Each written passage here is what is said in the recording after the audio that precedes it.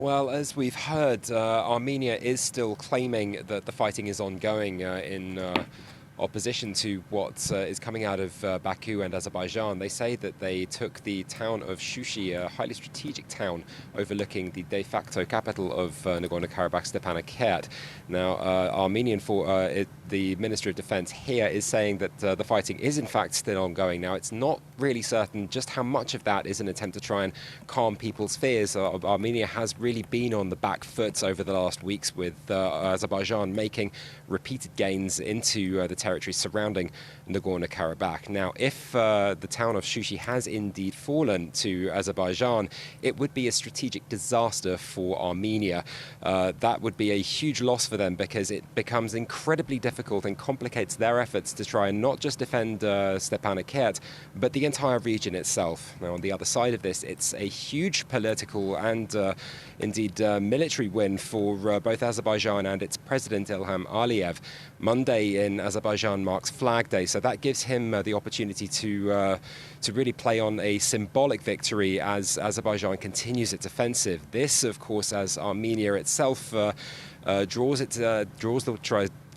to draw the world's attention to its resistance elsewhere, particularly in the towns of Martuni, Martakert, and Tagavad.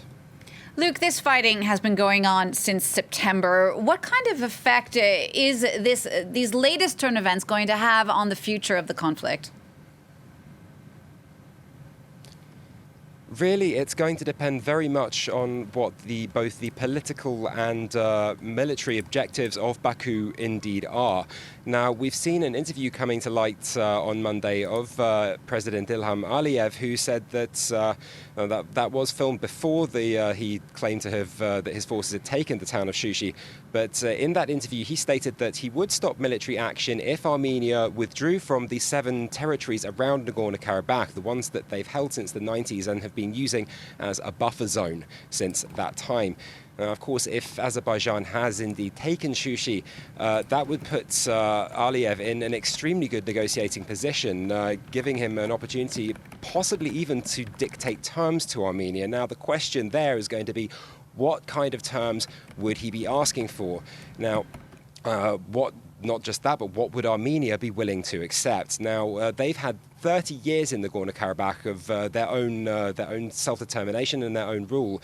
Even an offer of what has been called cultural autonomy is unlikely to be accepted. And the question following that is, how much longer can they possibly hold out? Now, the Prime Minister of Armenia, Nikol Pashinyan, may well have painted himself into something of a corner with all of the bellicose rhetoric that we've been seeing coming out of both sides over the last few weeks of this conflict.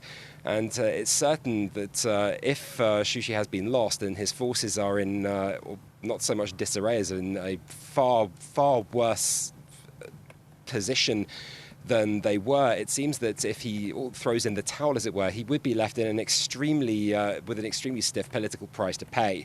That's, of course, as they face off again against Azerbaijan, which is indeed a better armed and better supplied enemy. And it almost seems certain that Pashinyan is going to be pushing to continue the fight.